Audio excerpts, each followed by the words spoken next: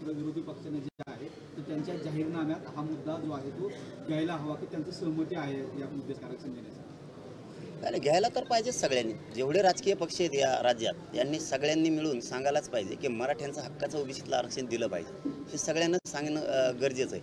पण जर कोणी नाही सांगितलं तर त्याच्यामुळे तुम्ही आमचं वाटलं नाही करू शकत. एखादा जर पक्ष किंवा विरोधी पक्ष किंवा एखादा सत्ताधाऱ्यातला कोणता गट आमच्या बाजूनं नाही बोलला जनतेच्या बाजूनं म्हणून काय तुम्ही देणार नाहीत असं होत नाही. शेवटी तुम्ही सरकार आहे. कोणी तुम्हाला पाठिंबा दिला काय नाही दिला काय द्यायची की नाही ही राजकीय इच्छाशक्ती तुम्हाला असली पाहिजे. पण त्यांचं जरा उलटं चाललंय. ते म्हणते विरोधी पक्ष सांगा. आता त्यांनी सांगितल्यावर आमची जबाबदारी आहे कधी नाही सांगितलं तर नाही सांगितलं त्यांनी. तुमच्यात दम आहे, तुमच्याकडे बहुमत आहे, सत्तेत तुम्हाला लोकांनी बसवलं, जनतेनं बसवलं. तुम्ही त्यांना लात मारून काढून दिलं पाहिजे आणि मराठ्यांना आरक्षण दिलं पाहिजे ही भूमिका असली पाहिजे. पण ते उलटच सांगतात. मागणारच म्हणून ते म्हणते त्यांना म्हणा, आम्हाला म्हणते विरोधी पक्षाला म्हणा. अरे एखाद्या गावात एखादा सरपंच असतो, गावातले लोक समस्या त्यालाच सांगणार ना का पडलेल्या सदस्याला सांगत असतात तू करून दे म्हणून. कसली उलट्या भूमिकेत वागत आहेत याचा अर्थ असा दिसतो की तुम्हाला मराठ्याला फसवायचं. दादा, मागासवर्ग आयोगाचा अहवाल राज्य सरकारने मंगळवारी स्वीकारला आहे. राज्य सरकारने आयोगाच्या 56व्या अहवालातील 6 प्रकरणांची शिफारस स्वीकारल्या. यामध्ये ओबीसी प्रवर्गात मुस्लिम जातीतील माळी, बागवा, राई या जातीसोबत आता कुंजाडा जात आहे त्यामध्ये येणार आहे. कोणत्या मागासवर्ग आयोगाने? राज्य मागासवर्ग आयोग. अरे हे बघा, मराठा तर मागासवर्ग आयोगाने सिद्ध केला आहे. मराठा कधी असेल? मुस्लिम जातीतली एक जात स्वीकारली ती ओबीसी मध्ये येणार आहे. मराठा कधी? हा तेच आमचं म्हणणं आहे. जर मराठा समाज राज्य मागासवर्ग आयोगाने मागास ठरवला आहे 10%, तर मराठ्यांना वरती का दिलं 10% आरक्षण? 50%च्या वरती टिकत नाही. मागास तर 50%च्या आत घ्यायला पाहिजे. आणि बाकीच्या जातीची काय शिफारस केली त्यातले मला परफेक्ट माहिती नाही. तरी पण सगळ्या जातींना आरक्षण मिळणं जर त्या मागास असतील तर विरोध करण्याचं काय कारण नाही. आगामी काळात विधानसभा मराठी करणार कसं समीकरण मानलं जाते? एकत्र सगळा मराठा समाज या विधानसभा निवडणुकीत जातीय समीकरण मतदारारूपात कसं असणार आहे? ते 29 ऑगस्टला ठरेल. राजकीय सामाजिक कसे समीकरण आहेत, कोणचा समाज सोबत आहे हे 29 ऑगस्टला ठरणार. ते आजच सांगून उपयोग नाही. काही बोलणी चालू आहे इतर समाज असेल किंवा इतर नेत्याशी काही याच्या संदर्भात आघाडी करणं? हो नाही, आघाड्या फागड्याने बोलणी चालू आहे. हो चालू आहे. असणारच ना. दादा, दरेकरांच्या अभियानाला सुद्धा तुळजापूरमधून सुरुवात होणार आहे आणि तुळजापूरमध्ये दर्शन घेऊन अभियानाला सुरुवात करणार आहे असंही बोलणं केलं. काय मत आहे तुमचं? दरेकर साहेब चांगलं काम करायला ना, पुढं वाईट करायला. माझ्या विरोधात अभियान राबवलेत. मराठी पूर्ण संपले पाहिजेत यासाठी अभियान नाव दिलंय, पण ते षडयंत्र आणि सापळा आहेत. माझ्या विरोधातला आणि माझ्या समाजाच्या विरोधातला फडणवीसांनी रचलेला तो सापळा आहे. त्यांनी हे सुरू केलेले हे अभियानं. आमचेच लोक फोडून, काही समन्वयक फोडून हे पत्रकार परिषदा घ्यायला लावायच्या. हे मराठ्यांच्या विरोधातले षडयंत्र आहेत. पुढं आंदोलनं करायला लावायचे हे देवेंद्र फडणवीसांचंच काम आहे. त्यामुळे ते मराठी उधळते. मराठी याला उत्तर द्यायला लागणार आहे. शेवटी मराठ्यांचं वाटोळं करायला निघालं आहे ते फडणवीसच्या माध्यमातून. दरेकर मराठ्यांना समाजाला कळत आहे आपल्या लेकरांचं वाटोळं कोण करायला निघालं. कारण राज्यात तर मराठीची आंदोलनं सुरू नाही आहेत. आणि मी सगळ्यालाच सांगितलं, धाराशिवचं सुद्धा त्याविषयी बांधवांना सांगितलं, आपल्या राज्यात आंदोलन नाही आहे. कोणाच्या काय गरज नाही कोणाच्या दारात जायची. मराठ्यात हिंमत आहे त्यांच्या दारात जाऊन सगळ्या जाब विचारायची. मुंबईत बी मराठा जायचं ठरला तर घरात घुसून गचुराला धरून विचारू शकतो. एवढी ताकद मराठ्यात आहे. तुम्ही कशाला तुम्ही असं सिद्ध करताय का? काही जण आंदोलनं करतात आता आमचे. असं म्हणायचं आहे का तुमच्यात दम आहे मराठ्यात दम नाही? मला एक म्हणायचं की तुम्ही अभियान चालू नका देवेंद्र फडणवीसांचं आणि समाजाचं वाटोळं करू नका. दोन दिवसापूर्वी राज ठाकरे धाराशिव जिल्हा दौऱ्यावर होते. त्यांची भूमिका आरक्षणाबाबत त्यांनी केलेलं वक्तव्याबाबत मराठा समाजाच्या तरुणांनी आंदोलन केलं. त्यावेळी त्यांनी ज्यावेळी संवाद साधला मराठा आंदोलकाशी त्यावेळी त्यांचं असं म्हणणं की मी या अगोदरही मनोज जरांगे यांना सांगितलेलं आहे की जी गोष्ट होणारच नाही आहे ती गोष्ट त्यांनी मागू नये. म्हणजे त्याच्यात मला समर्थन आलं. एक प्रकारे त्यांनी आरक्षणाला पाठिंबा न मिळणार असं त्यांचं म्हणणं आहे.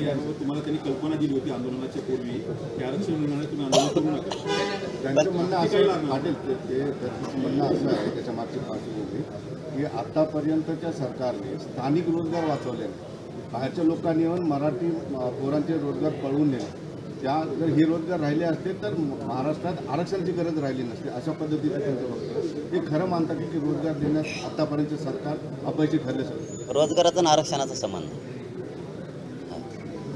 ते स्टंटबाजी शब्दाची, आणि शब्दाचे खेळ त्यांनीच खेळावं. दुसऱ्याला शब्दाचे खेळ नाही खेळता येणार त्यांचे इतके. त्यांनी एक नाही सांगितलं, पण जे मला त्यांनी सांगितलं की आरक्षण मिळणार नाही किंवा सरकार देणार नाही, त्यांनी एक नाही सांगितलं की मी त्यांना आरक्षण समजून सांगितलं होतं. त्यावेळेस ते मला असं म्हणले होते की मी मुंबईला जातो आणि माझ्या अभ्यासक बोलवतो, असं असेल तर मग मराठ्याला आरक्षण मिळू शकतं. हे नाही सांगितलं त्यांनी. पण आता काय असतं, शेवटी माणूस वर्षाहून जर खाली आला तर प्रत्येकाचं ते होतच. लपवछपीला आणखीन एक दुसरा शब्द असला तर मी सापडीन सोलापूरपर्यंत जाऊस, तर त्याच्या पुढची येते. नाही नाही, ती पळवाट आहे. नाही नाही, होणार बी नाही. फोन करणार बी नाही, तर होणार बी नाही, तर ते येणार बी नाही. ती पळवाट होती. मराठ्यांचे त्याच्या पोरांनी जा विचारला, ही पळवाट होती, जायची पळवाट होती. तरी आम्ही लई सावध आहेत, अति सावध आहेत. आम्ही सगळ्या पोरांना सांगितलं अजिबात आपण कुठंही करायचं नाही. आम्ही लातूरच्या सुद्धा सांगितलं, मी जाहीर सांगतोय की अजिबात नाही करायचं. म्हणून नसता इथं जर एवढी गर्दी होती म्हणल्यावर मराठ्याला आंदोलनच करायचं असतं त्यांच्यावर, त्याला धाराशिव सुद्धा सोडता नसतात. म्हणजे प्रामाणिकपणा सांगतो. आम्हाला असले देवेंद्र फडणवीसांचे अभियान नाही चालवायचे, त्यांना चालवायचे असते पण आम्हाला नाही चालवायचे. आम्हाला आमचा मराठा समाज अडचणीत नाही येऊ द्यायचा. आणि श्रीमंतांना कधीच कळणार नाही आरक्षण म्हणजे काय.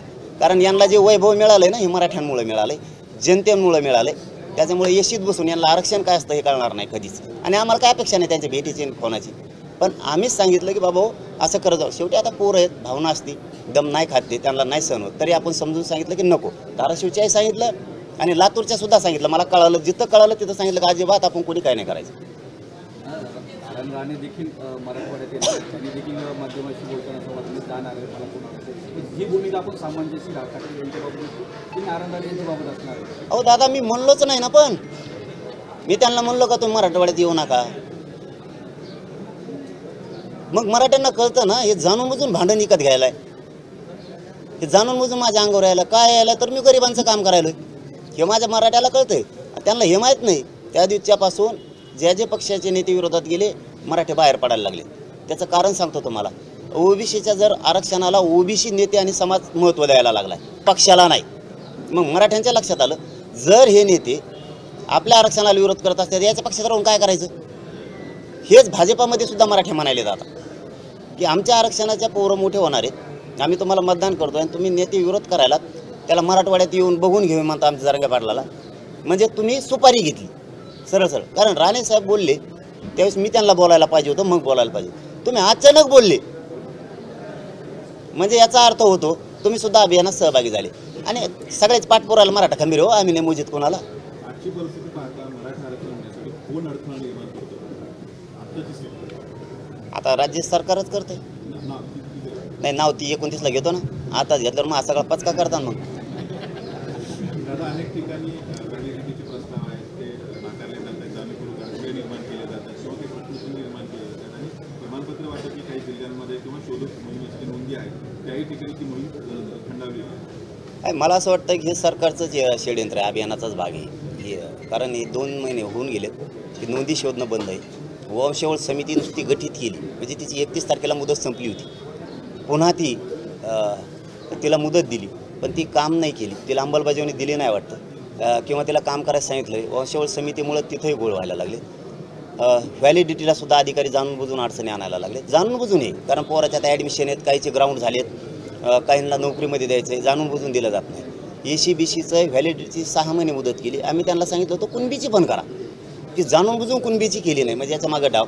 आम्ही त्यांना हेही सांगितलं होतं की 10% आम्हाला मान्यच नाही आहे, तुम्ही बळच लादू नका, EWS रद्द होईल. त्यांनी EWS रद्द केलं, ECBCचा फायदा नाही, म्हणजे चारही बाजूने त्यांनी मराठ्यांचंच वाटोळं केलं. हे जाणून बुजून षडयंत्र आहे. माझं आज आपल्या तुळजापूर नगरीतून सरकारलाही सांगणं आहे आणि विशेष करून शंभूराजे साहेबांना सांगणं आहे की व्हॅलिडिटी ह्या थांबवल्या, नोंदी शोधणं थांबवलं आहे. तुम्ही याच्यावरती तातडीनं लक्ष द्या. EWSचा ऑप्शन खुला ठेवा. कुणबीच्या प्रमाणपत्रातसुद्धा 6 महिन्याची व्हॅलिडिटी करा. आणि शिंदे समितीला मुदतवाढ दिली, रेकॉर्ड शोधायला सुरुवात करा. आता आचारसंहितेत परत 2 महिने जाणार, तुम्ही पुन्हा म्हणणार की अधिकारी कामात गुंतले होते. हे सगळे जे प्रश्न आहेत विद्यार्थ्यांचे आहेत, AWS मधल्या विद्यार्थ्यांचे आहेत, ACBCच्या विद्यार्थ्यांचे आहेत, मुलीला मोफत शिक्षण केलं आहे, त्या मुलींचं ही घेतलं जातं आहे. ते कुठं रे फाईल द्या, मीडियाला जाहिरात दाखवतो. पुण्याचं एक कॉलेज आहे, त्या कॉलेजमध्ये सर्रास मुलीकडून 85 हजार रुपये घेतले. सर्रास मोफत केलं ना तुम्ही, मोफत केलं ना. घरी इकडे दे योगाने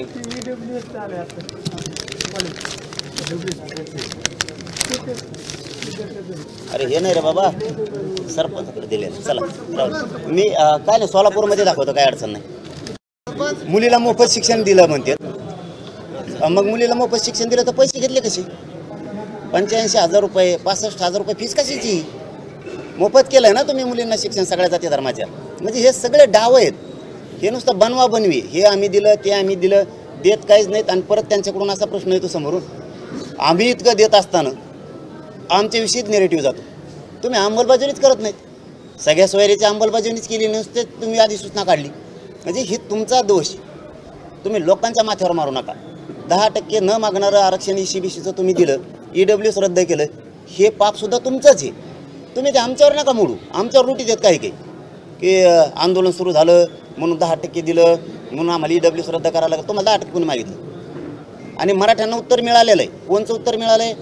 10% आरक्षण घेतलं त्यावेळेस असं वाटलं होतं की महाराष्ट्रात मराठा गुलाल उधळलं, की 13% आरक्षण दिलं होतं त्यावेळेस मराठ्यांनी गुलाल उधळला, तर भाजपला 106 आमदारं दिली होती. ही डाव होता त्यांचा. यामागे मराठ्यांनी यावेळेस गुलालच नाही उधळला, त्यांच्याच आमदारांनी त्यांच्याच टकोरावर गुलाल टाकला एकामेकाच्या. मराठ्यांनी उधळलाच नाही तो गुलाल. म्हणून ही परिस्थिती त्यांच्या हातानं त्यांनी केली, आम्ही नाही. आणि EWS पण त्यांनीच रद्द केलं. आम्ही केलं का? केंद्रात माझं सरकार आहे का गोरगरीब जनतेचं आहे का म्हणून आम्ही रद्द केलं? तुम्हीच रद्द केलं ते. म्हणजे मराठी तुम्ही दोन्हीकून बी मारले, EWS मध्ये पण मारले आणि ACBC मध्ये पण मारले. आणि कुणबीचे प्रमाणपत्राचे व्हॅलिडिटी तुम्ही होऊन देत नाहीत. ही रोष प्रचंड उसळला. आता किती भाजपाच्या टोळ्या यांनी अभियानाच्या माध्यमातून माझ्या विरोधात घातल्या. छगन भुजबळची एक वेगळी टोळी, ती वेगळेच जमितो. हे आता मावशी ती नवीन आलेली पुढली काय माहिती, त्यांनी वेगळी टोळी सुरू केली दरेकरचा, याचं ऐकून त्या फडणवीस साहेबांचं. आता ही चौथी एक टोळी आली मराठवाड्यात यायला लागली. अशा टोळ्याच लयच बाबा. आता ध्यानातच याने की ते डाकून माकून एक आला आता नवीनच, आता ते दहीहंडी, हे असले कसले माकडे उठले तर कुंकडे चलत. यांना काढून मराठीच नाही लागलं काय होते? हे सोपडा साफ करते त्या देवेंद्र फडणवीसच्या पक्षाचा. खरं सांगतो मी तुम्हाला, भाजपमधल्या मराठ्यात एवढी खतखत आहे सामान्यात, त्यांना असं वाटतं आपण याला आमदार केला ना, आपल्या लेकराचं आरक्षण आहे ना, यांनी मोठं व्हावं, याने आमदार व्हावं, मंत्री व्हावं, पण आमच्या आरक्षणाला विरोध करू नये. मग तुला यासाठी मतदान केलं का आम्ही? माझं लेकरू तुझ्यामुळं मोठं होणार नाही त्या नेत्यामुळे, हे मराठ्यांच्या लक्षात आलं. त्यामुळे भाजपचा मराठासुद्धा आता खवळला. आणि का खवळू नये त्यांनी? खानदानी मराठा असला ना तर स्वतःच्या पोराच्या बाजूनं आणि जातीच्या बाजूनं बोला. हे बघा, हे आलं इथे EWSचं बघा कसा, ACBCचं आरक्षण अभियांत्रिकीमध्ये केलं त्यांनी, महाविद्यालय सरकार त्यांनी सगळं गायब करून टाकले. महाविद्यालयाचे प्राचार्य हे राज्य सरकारचे क्लास 1 अधिकारी आहेत. त्यांनी GR माहिती नाही का त्यांना, असा प्रश्न विचारलाय आपल्या पोरांनी. आता हे तुम्हालाच देऊन टाकतो मी. बघा इथं कसा कसा कार्यक्रम, ऑप्शनच नाही. ACBCचा, SBCचा आहे, EBCचा आहे, EWSचा आहे.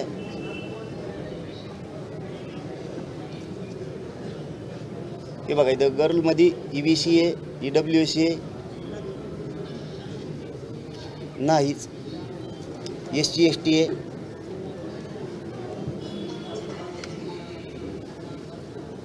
विजय आहे, NT आहे, OBC आहे, SBC. ACBC कुठं आहे?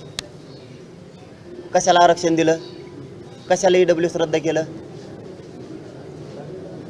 मी केलं का EWS रद्द? हे मराठ्यांचं वाटोळं करायला सरकार आलं, हे मराठ्यांनी समजून घ्या. यांनी नवीन डाव सुरू केलेत फक्त मराठ्यांशी खोटं बोलायचे. मराठ्यांनी 10% आरक्षण मागितलेलं नाही, मराठ्यांनी OBCतून आरक्षण मागितलेलं. हे यांचे डाव आहेत. याचं सगळं आहे. हे मला वाटतं त्या धाराशिवच्या कुणी दिलं, मला वकिलांनी दिलं ना आता चालता. हे दुसरा आता मुलीच्या मोफत शिक्षणाचा. ACBC दाखवलं तुम्हाला, हे ऑप्शनच नाही. आता हे मोफत मुलींचं बघा कसा कार्यक्रम लावला याने.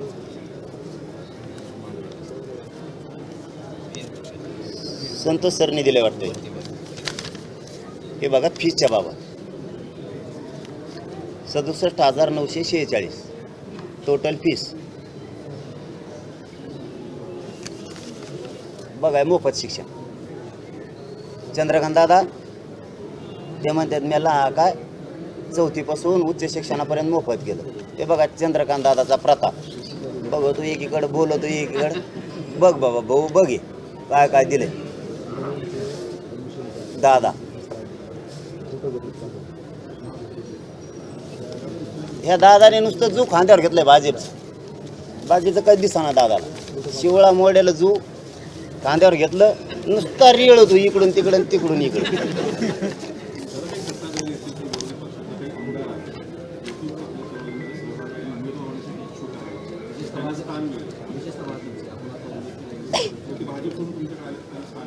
लय मोठे राव सगळ्यात पक्षाचे ते माझे आमदार होतं लय खोळून उठले. त्यांना कुठं संधी भेटत नाही ते मला मला धरलं ते माझ्याकडेच मारण्याचे माझ्या शेजारी 150 आता त्यांचा पण ते असं म्हणतात बा एवढे बार होऊन द्या लागला नंबर तर लागला नाही तर आम्ही बघतो. कारण त्यांच्यात काय झालंय त्यांच्यात झाले एका पक्षाचे 2-2 6 आहेत. आता इकडे 3 आणि इकडे 3 6 बैली नांगर चालायचा पाहिले आमच्याकडे बघा खेड्यात. आता त्यांना एकच द्यायचा आहे. याला 1 आणि त्याला 1 2 बाकीचे 4 काय करायचं ते येतात माझ्याकडे. आता मला राजकारणातलं गणित कळाना पण ते शिकित येत मला. आणि मग तसंच असतंय मग ते म्हणतात मग आम्ही चौघानं करायचं काय ह्यो आमदार होणार आणि मी कवर वाट बघू. मग याला पाळलं तर दुसऱ्या 5 वर्षाला महा नंबर लागेल मला सांगत येते. मग ते काय म्हणते त्याला पाडायचं ना तुम्ही कोणचा द्या नका महानंबरला आम्ही त्याला निवडून आणतो. म्हणजे ह्यो पडर महानंबर मग बघा त्यांच्यात किती डेंजर आहे. मला तर वाटतं त्यांच्यामुळे तर आमचे निवडून येते का गण इतकं भयान शिकवी देते. ते म्हणतात मी 15 वर्ष झालं म्हणलं तयारी करतो. मागच्या बारीनं मला म्हणलं एवढे बार जाऊन दे दुसऱ्या बारीनं तुला मागच्या दारातून घे. म्हणजे विधान परिषदेला म्हणला होता वाटतं त्याला. ते म्हणला तिथं हुकलो. मग दुसऱ्या बारीनं ते म्हणले आता ह्या बारीनं तुला तिकीट देतो. ते म्हणलं एकटे माणूसच घेतला बा आमच्या पक्षात. आणि मग तेच आता त्याचा नंबर आहे. मग मी काय करू मग लय पैसे उडवले मला. एक जण तर मला मग वावरच गेलं प्रचार करण्यात. म्हणून मग ते म्हणतात मग आता याला पाळत आमचा नंबर लागल असे लई येत त्यांचे बी. आणि आमच्याच्या सगळे सामान्य उभा राहणारे सामान्याचे लाटे बाबा हो सामान्याचं कल्याण. दादा मराठवाड्यामध्ये काही नोंदी सापडल्या गेल्या तपासल्या गेल्या त्याच्यामध्ये मोडी लिपीचं काही भाषण करताना मिळाले परंतु इथे निजामकालीन राज्य असल्यामुळे काही नोंदी उर्दू भाषेमध्ये आहेत. त्याच्यामध्ये काही ठिकाणी जरा वगैरे काय आणि उर्दूच्या ज्या नोंदी होत्या किंवा जे कागदपत्र सापडतात त्याचं भाषांतर झालेलं नाही. घरात म्हणजे पूर्वी काही लोक सांगतात त्याबाबत तुम्ही सरकारकडे काय मागणी करा किंवा या विषयात केली. जरा आजचा अर्थ कुणबीच होतो शेतकी होतो शेतीच होतो शेती कसणाराच. हां परंतु यांच्याकडे अभ्यासक आहेत पण त्यांचे पगार दिले नाही.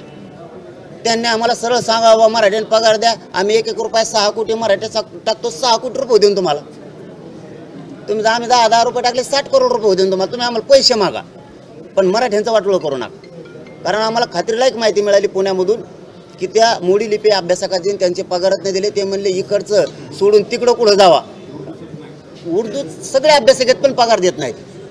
म्हणून आज तरी चला तुमच्या माध्यमातून पुन्हा एकदा तुळजापूर नगरीतून मी आवाहन करतो की उर्दूपासून फारसी भाषेतले मोडी लिपीचे जेवढे अभ्यासक आहेत हे अभ्यासकांची एक मोठी टीम बनवा. त्यांचे पगार वेळेवर द्या. तुमच्यावर पैसे नसल्यास आम्ही देतो काही अडचण नाही. कारण तुमच्याकडे पैसे चोरले असते तुमच्याकडे चोट्टेले आहेत इतके चोट्टे आहेत टपारीचे टपारे कुठून आणले तर कुठून सगळा माल यांच्याजवळ. बारीक चोरी करणारा मोठा चोरी करणारा म्हणजे गटर सुद्धा खाणारा आहे बा संडास बाथरूम खाणारा तर सगळ्यात मोठ्यात मोठा आहे. म्हणजे सगळ्या डाका टाकणारा चोट्ट त्यांजवळच सगळा माल आहे त्यांजवळ. ह्या सगळ्या समितीचा अध्यक्ष एक केला आहे त्यांनी बोगस समितीचा अध्यक्ष छगन भुजबळ इंटरनॅशनल लेवलचा बोगस माणूस आहे. कारण बोगस आरक्षण खाणारा तो आदर्श घोटाळा ते काय खाल्लं होतं त्यांनी ते दिल्लीचं महाराष्ट्र सदन खाल्लं. तेलगी सुद्धा खाल्ला बा त्यांनी त्या याच्यात बॉन्डमध्ये. म्हणजे या सगळ्याचा बोगस पैसे खाणाराचा त्याला ज्ञान आहे बघा कुठं खाल्ल्यावर किती निघत सगळा अभ्यासान मध्ये गेल्यावर बी काय खायला मिळतं हे त्याला माहिती. त्याच्यामुळं हे सगळे खाणारे चोट्टे आहेत. यांच्याकडे जर पैसे उडाले असले तर आम्ही समाजाकडून गोळा करतो वर्गणी तुम्हाला देतो पण गोरगरिबांचा वाटोळा करू नका. आणि सगळे निघाले त्यात कुणबीमध्ये मुसलमान बी निघालाय मारवाडी निघालाय ब्राह्मण निघालाय देऊन टाका सगळ्याला. पाटील लोकसभेच्या आधी जे नेते तुमच्या विरोधात बोलले तुमच्या विरोधात पोस्ट टाकल्या त्या नेत्यांनी आता तुमचे वेलकमचे बॅनर लावले. काय बदल काय दिन आता है भाई सबका चलती येत असते गरीबाची आता चलती माझ्या घरी आणि मग कोणाची आता कचा कच चपला सकट माझ्या गोरगरीब मराठीचा पाया पडत आहे, चप्पल बी काढून देत नाहीत त्याला. हेच दिवस आणायचे गोरगरिबांचे दिवस आणायचे. आणि आता लाट आली गोरगरिबाची. गोरगरीब मराठ्यांना वाटतं एवढी संधी आहे, गोरगरीब धनगरांना वाटतं, गोरगरीब दलित, गोरगरीब मुस्लिमांना, 12 बलुतेदारांना, बंजारा बांधवांना, सगळ्यांना काही कडी असेल, राजपूत समाज सगळ्याला वाटतं संधी आली थोडा पायाखाली. आता एवढीच वेळ आहे. फक्त नेत्यांनी समजून घेतलं सामाजिक भावना, समाजाचं काम करणाऱ्या नेत्यांनी जर भावना समजून घेतली गोरगरिबांची तर लय कल्याण होईल. पण या अशा नेत्यांना माफी आहे का? कोणत्या त्यांनी विरोध केला आता काय नाही. अभियानात येत ना सगळे दाटोमुटी चाले. बघू 29 तारखेपर्यंत काय होतं. आरक्षण दिलं नाही, सगळ्यांचा विषय संपला. आरक्षण दिलं तर आम्हीच राजकारणात जाणार नाही, त्यांना लक लाभ. मी नाही, माझा समाज बी नाही दिलं कोणीच येणार नाही. माफीन फिफीचा आणि तुम्ही ते विषयच काढू नका. मी कोणाचंच नाही, तुम्हाला खरंच सांगतो. आणि सगळ्या नेत्याला माहीत झालं, मराठ्याला माहीत झाली, कोणाचंच नाही ते. कारण काय ते एकदाच असतो चान्स त्याला. आला का माझ्याकडं काम करतो का, ते म्हणतो हा, म्हणतो जाय मग करून. ते नाही करून आलं त्याला माहिती वाजला आपण. कारण मी कोणाचाच नाही ना. मला मित्र तो करायसाठी नाही आंदोलन चालवलं. मी माझा समाज मोठा होण्यासाठी चालवलं. मी संधी दिली, माझ्या मनानं संधी दिली की एकदा देवेंद्र फडणवीस साहेबाला समजून सांगा मराठ्यांचं आरक्षण द्या. तुम्ही सगळे मराठ्यांचे आमदार तिथं जाऊन बसा आणि त्यांना सांगा की आम्हाला राजकारणात जायचं नाही, आम्हाला फक्त आरक्षण पाहिजे आमच्या लेकरासाठी. तुम्ही ते आमचं ओबीसीतलं आरक्षण कुणबीचं द्या. नाही दिलं तर मला म्हणायचं नाही कुणीच की आरक्षण करता करता आंदोलन करता करता राजकारणाकडे गेलाय का, मला नाही म्हणायचं कोणी. जनभावना हळूहळू कशी होत जाते. बांगलादेशचं उदाहरण आपल्या समोर आलं नाही. तिथल्या पंतप्रधानांना पळून जावं लागलं. आरक्षणाचाच विषय आहे एकंदरीत. महाराष्ट्रामध्ये सुद्धा आता 1 वर्ष झालं संयम मराठ्यांचं सुद्धा चाललेलं आहे का? आणि अशी परिस्थिती महाराष्ट्रात होऊ शकते का? कारण लोकांच्या मनात आक्रोश. आरक्षणामुळं आक्रोश समाजात असणार प्रत्येकच, त्यात दुमत असण्याचं कारण नाही. कारण प्रत्येकाला लेकरू डोळ्यासमोर दिसत असतं, त्याच्या वेदना दिसत असतात, त्याचे काय होतं नोकरीत आणि ॲडमिशन नाही मिळाल्यावर काय होतं हे आईबापाला माहिती आहे. त्यामुळे उद्रेक मनातून तर आहे, पण महाराष्ट्रात असलं काय होणार. छगन भुजबळ खुश असत की असं व्हायला पाहिजे, परंतु या महाराष्ट्रात होणार नाही म्हणून शांतता राहिल्या. मराठी कधीच असलं पाऊल उचलणार नाही. आणि हे राज्य आमचं आहे, आमच्या जनतेचं राज्य आहे. यांचं काय खानदानी प्रॉपर्टी नाही ती. हे राज्य आमचं आहे, या राज्याचं आणि देशाचा लॉस आम्ही नाही होऊ देणार. पण आरक्षण मात्र ओबीसीतून घेणार, सुट्टी नाही त्याशी.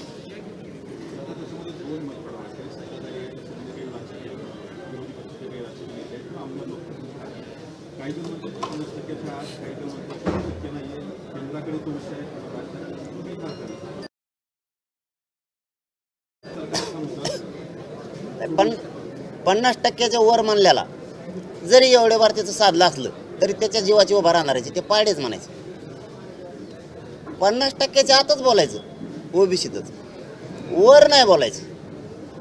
एवढ्या वेळ साधलं असेल तुमच्या जीवाची उभा राहते ते पाडू आम्ही.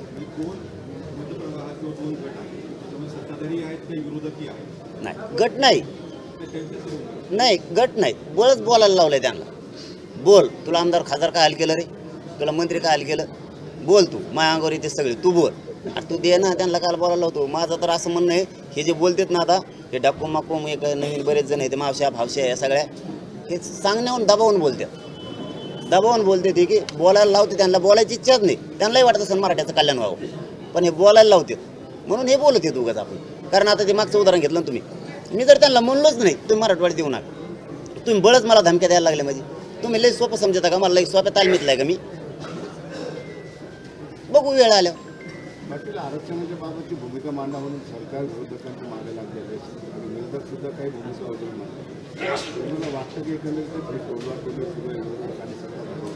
का विरोधकांची भूमिका एवढं मांडणं गरजेचं आहे की त्याच्यामुळे तुमचं आरक्षण. पण विरोधकांना सुद्धा मराठा समाजाच्या वतीने सांगणं आहे. कारण 70-75 वर्षे मराठ्यांनी त्यांनाही मदत केलेली आणि यांनाही केलेली आहे सत्ताधाऱ्यांना. त्यांनी पण जायला पाहिजे ना.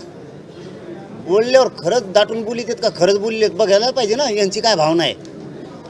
तुमच्यावर ढकलायसाठी तर म्हणत नसतील, मग तुम्ही जायचं खरंच काय म्हणणं आहे म्हणायचं अजून द्या मराठ्याला ओबीसीचं आरक्षण, काय म्हणतात कळलं तरी.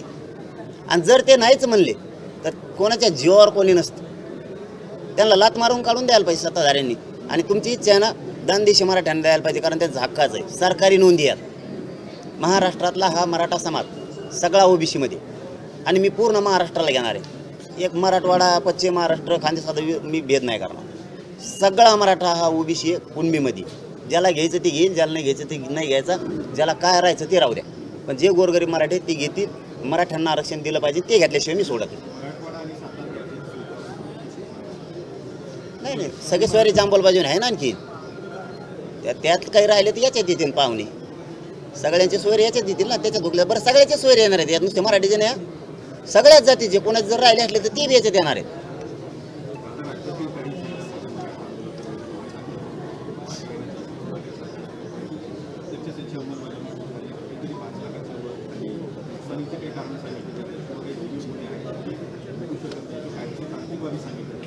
सर सकट हे आम्हाला माहिती. गुन्हे मागे घ्यायचे आणि त्याच्यावर चर्चा झाली. सगळे गुन्हे मागे घ्यायचे आजपर्यंत. कारण नुसतं रस्त्यावर म्हटलं तरी गुन्हे दाखल करतात आणि लोकांना रस्ते खोदले बी तरी त्यांच्यावर गुन्हे नाही आहेत. ही या राज्याची न्यायव्यवस्था आहे सध्याची. त्याच्यामुळे याच्यात बदल होणार आहे. जर मराठ्यावर असाच अन्याय केला तर हे सगळे मराठी यांचा सोपडा साफ केल्याशिवाय सोडत नाही. चला, धन्यवाद. मनोज दादा तुम आगे बढ़ो, हम तुम्हारे साथ हैं. मनोज दादा तुम आगे बढ़ो, हम तुम्हारे साथ हैं. एक मराठा, एक मराठा.